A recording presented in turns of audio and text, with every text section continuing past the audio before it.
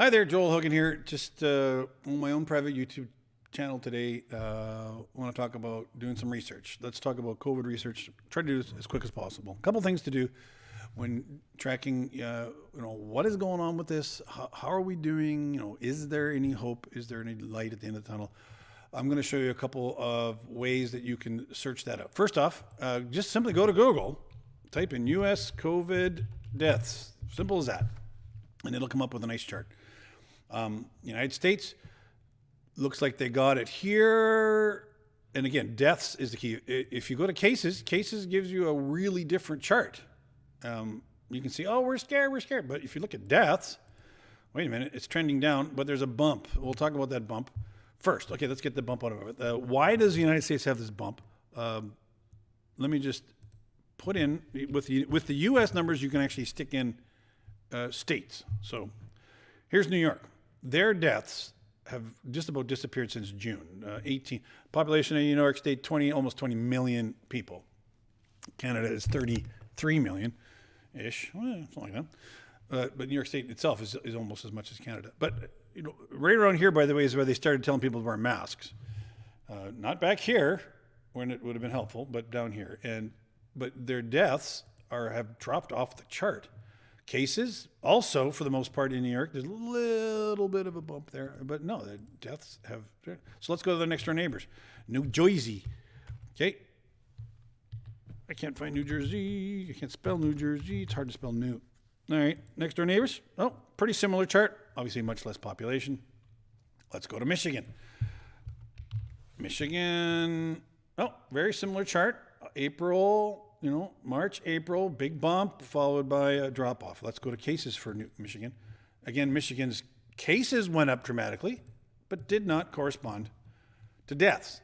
So something's going on, and something good's going on. Now, why, again, going back to the United States numbers, is there this big bump over here then? Well, that's because the places that didn't get it in March, April, got it later. So let's go to California.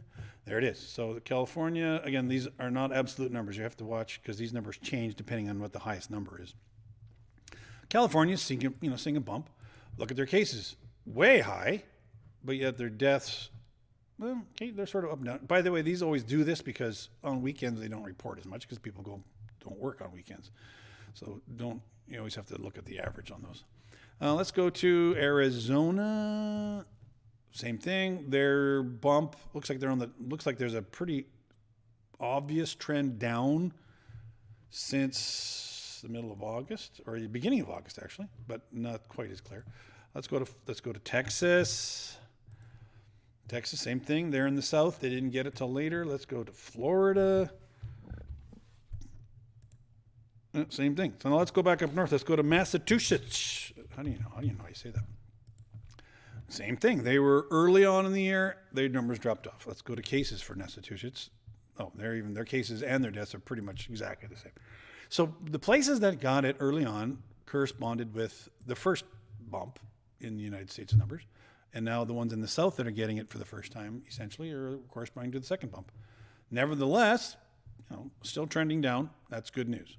And people are always harping in the United States of being it bad, but when you look at it regionally, you can see places that got it seem to be getting over it. Okay, let's go to everybody's favorite arguing point, Sweden. Let's look at their deaths. Okay, so very similar to New York's numbers, or shape of the bump. Their cases actually peaked in June, but their deaths peaked way back in April, and their June, you can see their deaths did not keep going down. So their numbers of cases were actually going up, but their deaths continued that downward trend after their initial curve.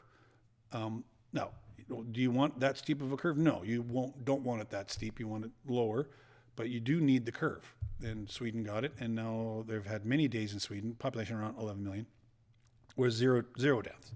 Okay, let's check out Canada. We do live in Canada after all. Canada, we did have some higher numbers, and that was mostly due to Quebec, and I'll show you that on a different website in a minute. But we'll come back to that. But Canada's numbers too. We've had days with 3, 1, and again, Canada is 3 times the size of Sweden, just FYI. There's some days where we've had just a few, but back at the peak, we had almost 200. I think 188 was the. Oh wait, there was one day here they reported really high number. What does that? It says 222. Okay. Let's go to Spain. Spain, Italy, Germany, and those they all also got the big spike in late March, or even in March. Yeah, middle March, late March, followed by a downward trend. And Spain is seeing not much of a resurgence, but look at their cases. Their cases are going through the roof. They're doing way more testing, and maybe more people are getting affected now because they probably opened things up a little bit. But yet that's not corresponding to the same spike in deaths. So that's good news for Spain. Italy also had the second worst. I think Spain's death rate was actually higher for a while. Italy, once they got over their original infections, they're down to quite low numbers as well. Let's go to cases again. Spain, Italy's numbers are going up again.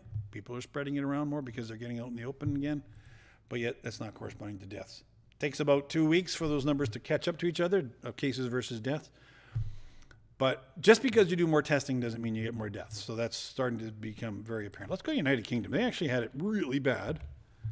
And we'll show you a chart later. But they're, them too. Like all of a sudden, ever since August, their numbers have really flattened out in the deaths department, which is great. But they're still spiking here a little bit. But again, the number that is the concern is deaths, and hospitalizations is actually probably also as important as deaths. If there's lots of deaths, you can assume there's lots of hospitalizations. If there's lots of cases, you cannot assume there's lots of deaths, because cases may not be people that might not even have COVID-19. They have the virus, but not the sickness. So let's go to CTV. CTV News has a nice, and then their article, Compare Canada to Other Key Nations. Good article. They start you off with some good old scare tactics. They show you all the worst cases at the top, right off the bat. So they show you the worst places with the top daily cases. Thank you very much, CTV. They want to scare you right off the bat. And then they show you this chart, and you go, what is that country? What is this yellow country? They're horrible. That's the United States.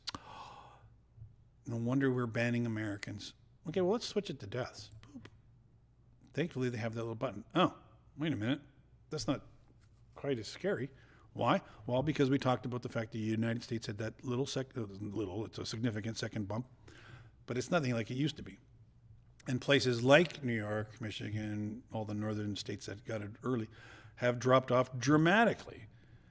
United Kingdom, now this is deaths per 100,000, by the way. Very important number. If you just use raw, everybody hates the Americans again. But if we go back to deaths per 100,000, you can see that in the UK, they actually had a hard time flattening the curve. They let the curve, well, it's hard to say let it, but the curve hit them really quite uncurvy at the beginning per 100,000. Canada, same thing. We did probably, I guess you could technically say, a better job of flattening the curve. Did we get enough of it to give us a continued immunity like we see in United Kingdom? Look at this. United Kingdom's numbers.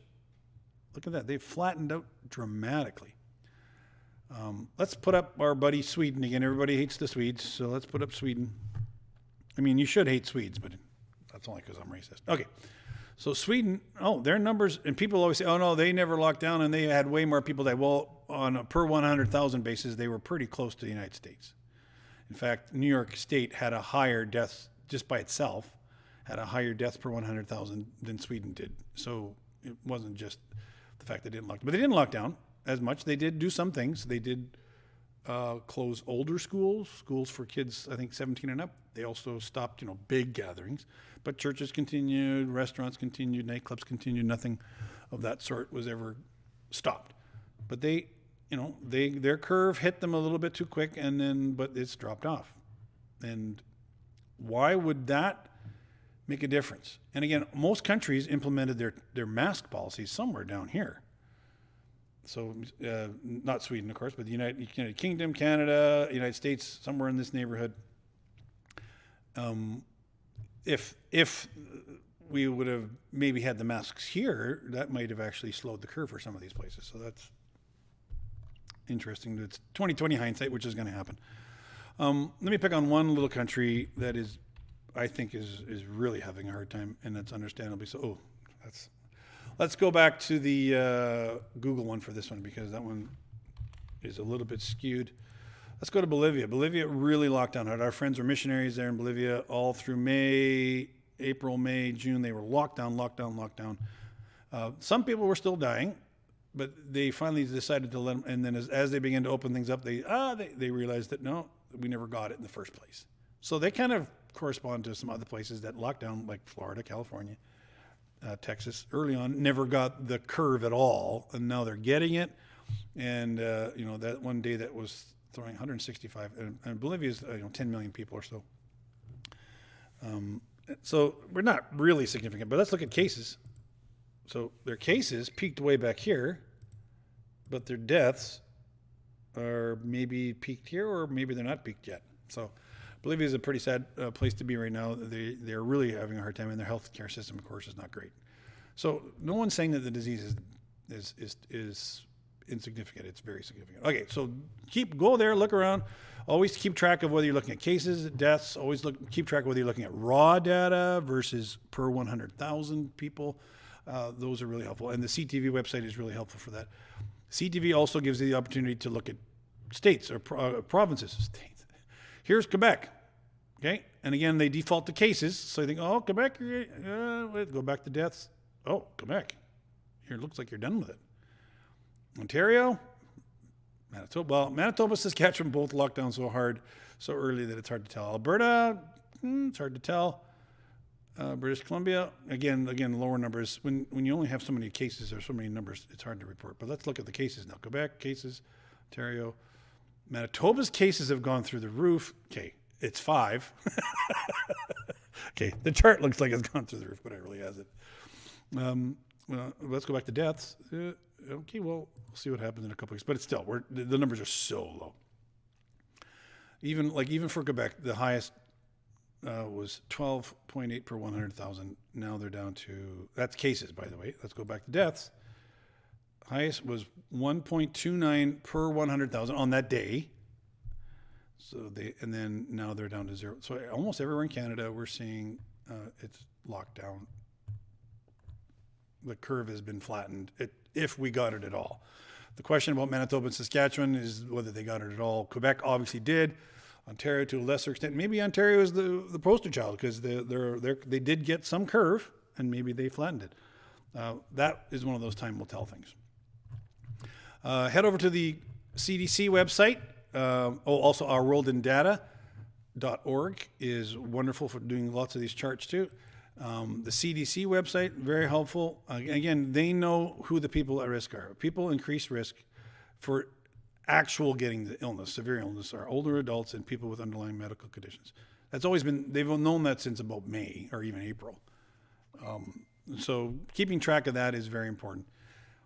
But the CDC numbers have been very clear lately that anybody up to age 20, the chances of you dying are basically nil.